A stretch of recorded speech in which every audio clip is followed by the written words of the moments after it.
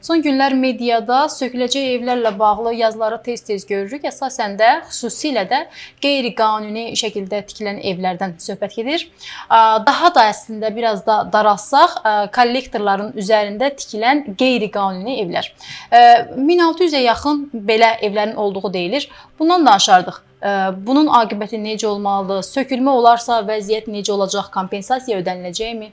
Bəli. Deməli, özbaşına tikililərlə bağlı məsələ əslində belə deyək də, illərdir ki, müzakirə mövzusudur. Bu, bir tərəfdən özbaşına tikililərin sənədləşdirilməsi istiqamətində aparılan müzakirələrdə, eyni zamanda təbii ki, sizin də qeyd etdiyiniz kimi mühafizə zolaqlarına düşən, mühafizə zolaqlarında yerləşən tikililərin aqibəti ilə bağlı məsələlərə münasibət də özünü göstərir. Xüsusilə son günlər bu məsələ bir qədər də aktuallaşıbdır.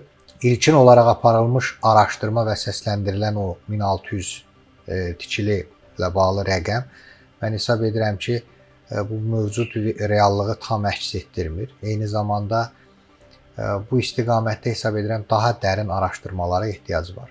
Amma hər bir halda mən düşünürəm ki, özbaşına tikililərlə bağlı sənədləşmədə qərar qəbul olunma məsələsində müəyyən fikir ayrılıqlarının olması başa düşüləndir. Hökumətin bu istiqamətdə qərar qəbul etməsində çətinliklər filan bunlar başa düşüləndir. Çünki müəyyən normativ hüquqi aktlara dəyişikliklər olunmalıdır və s. və ilə.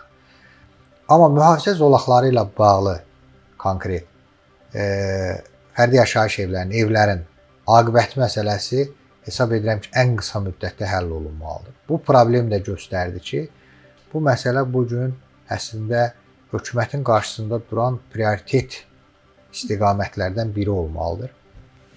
Və mən əslində vəziyyətdən çıxış yolları kimi öz sosial şəbəkə hesablarımda məsələ ilə bağlı təkliflər irəli sürmüşəm. Onlardan biri də bilavasitə bu istiqamətə yönəlir ki, kollektorlardır, ötürücü xətlərdir, magistral su kəmərləridir. Hətta digər istiqamətlər üzrə, məsələn, avtomobil yollarının mühafizə zolaqları, yüksək gərginlikli elektrik xətlərinin mühafizə zolaqları, dəmir yolu və s. və ilaxır neft kəmərləri, bütün bunlar da ora daxil edilməlidir. Amma hər bir halda mühafizə zolaqları bu cür qanunsuz tikililərdən, sənədsiz tikililərdən təmizlənməlidir. Bu bir mənalıdır. Bu məsələnin hesab edirəm ki, alternativ müzakirə istiqaməti mövcud deyil. Yalnız bir istisnanı nəzərə almaqla. Ola bilər ki, müəyyən ərazilərdə mühafizə zolaqlarında, yəni deyək ki, o kollektorların üzərində evlər var. Hökumət hesablayır, ilkin qiymətləndirmə aparılır. Məlum olur ki, deyək ki, məsələn, burada bir 3-5 kilometrlik xəttin üzərində yerləşən tikililəri köçürmək üçün hökumətə 50 milyon və yaxud 100 milyon vəsait lazımdır. Bu halda alternativ istiqamət mümkündürsə, deyək ki, əgər yer varsa, ərazi varsa və hökumətə daha ucuz başa gəlirsə, bu halda sökülməyə bilər.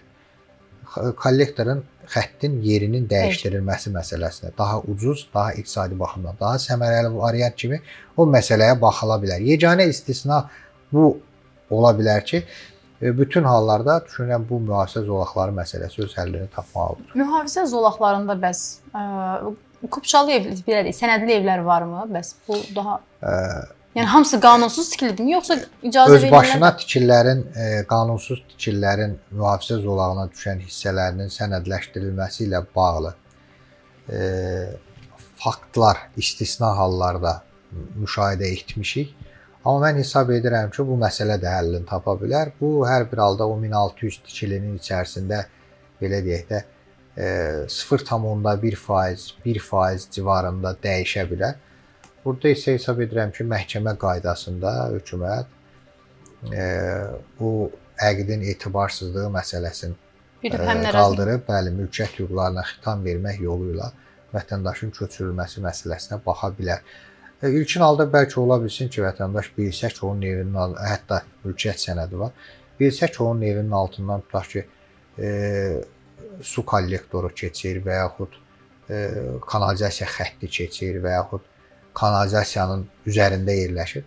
Hər halda ola bilər ki, vətəndaş razılaşacaq ki, mən çıxıram buradan, kompensasiya ödəyim, köçüm. Amma hətta belə deyək də, mülkiyyətçi köçmək istəməsə belə, bu halda onun belə deyək, mülkiyyət hüquqları ilə bağlı o sənədin etibarsızlığı məsələsini məhkəmə qaydasında mübahisələndirib kompensasiya ödəyib onu köçürtmək mümkündür. Yəni bu məsələ hesab edirəm problem deyil. Ümumiyyətlə sənədsiz evlər məsələsi ölkəmiz üçün illərin problemidir də. Yəni təkcə bu mühafizə zolaqlarında yerləşən yox, digər ərazilərdə də kifayət qədər sənədsiz evlər var. Bəs hazırda sənədsiz evlərlə bağlı prosedurlar nə yerdədir? Yəni təkcə mühafizə zolaqlarında deyil, ümumiyyətlə sənədsiz evlərlə bağlı. Deməli, biz sənədsiz evlərin sayını adətən necə hesablayırıq? Deyək ki, mövcud fakti olaraq yaşayış fondunun sayı var. Bir də deyək ki, kommunal xəttlərə qoşulmuş və texniki şərait almış ayrı-ayrı istiqamətlər üzrə istifadəçilərin sayı var. O aradakı fərqə görə müəyyən edilir ki, Azərbaycanda təqribən 400-500 min aralığında sənədsiz tikili var. Amma bu, belə deyək də, qoşulanlar qeydiyyatdan keçənlərdir. Bura qoşulmayanları da əlavə etsə, hesab edirəm ki, bir 40-50 min rəqəmdə burada formalaşacaq. Sənədsiz ev nədir ümumiyyətlə? Azərbaycan Respublikası Mülki Məcəlləsinin 180-ci maddəsinə görə belə deyək də, torpaqayırma sənədləri olmayan və yaxud qeyri-təyinatlı ərazilərdə mövcud qanunvericiliyin tələblərinə uyğun olunmadan, əməl olunmadan inşa olunan bütün tikinti obyektləri, bura fərdi yaşayış evi də daxildir, bura qeyri-yaşayış sahələri də daxildir, fərqi yoxdur. Öz başına tikili hesab olunur. Bu mənada ötən illər ərzində qeyd etdiyimiz istiqamətlərə əməl etmədən inşa olunmuş və təqribən sayı Respublika üzrə yarım milyon ətrafında müzakirəsi aparılan o tikililər, bunlar hamısı sənədsiz tikililərdir, qanunsuz tikililərdir və bunlar öz başına tikili adlanır. Bütövlükdə hesab edirəm ki, indiki mərhələdə qəbul olunmalı olan qərarlardan biri də şəhərsalma intizamının təmin olunması ilə bağlı məsələdir. Hesab edirəm ki, bu istiqamətdə Dövlət Şəhərsalma və Arxitektura Komitəsinə bəlkə də əlavə səlahiyyətlər verilməlidir ki, qurum konkret olaraq bu istiqamətdə ciddi tədbirlərə başlasın, yerli icra hakimiyyəti orqanları və bələdiyyələrlə birgə dərhal ilk növbədə o qeyd etdiyimiz, məsələn, mühafizə zolaqlarına düşən hissələrdə aparılan əsaslı tikililər dayandırılsın və növbəti mərhələdə digər istiqamətlərdə şəhərsalma, yəni yeni ərazilərdə bəzən baxırıq, bir ayın içərisində bir ərazidə bir qəsəbə salındı. Həmin ərazilərdə şəhərsalma intizamının təmin olunmasına bilavasitə nəzarət etsin. Ümumiyyətlə, yaşayış sahələri salınarkən ilk növbədə infrastruktur qurulmalıdır. Bundan sonra artıq yaşayış sahəsinin salınması məsələsi aktuallaşa bilər. Hesab edirəm, infrastrukturu olmayan ərazilərdə, hətta torpaq mülkiyyətdə olsa belə orada tikintinin aparılması, xüsusilə Bakı və Abşeron ərazisində tikintinin aparılması dayandırılmalıdır. Əvvəlcə orada infrastruktur qurulmalı, ondan sonra tikinti aparılması həyata keçirilməlidir.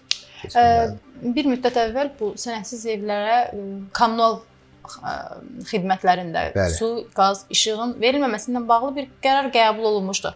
Hazırda o məsələ ilə bağlı vəziyyət nə yerdədir? Bu qərar var, qüvvədədir. Bu 2023-cü ilin oktyabr ayında qəbul olunmuş, oktyabr ayının 1-dən qüvvəyə minmiş bir qərardır. Bu gün də qərar qüvvədədir. Bununla bağlı zaman-zaman müzakirələr gedib. Məsələn, mənim də bu məsələ ilə bağlı müəyyən yanaşmam var. Çox təəssüf ki, bu qərarda bəzi, belə deyək də, qəbul olunmayan istiqamətlər mövcuddur. Bu nədir?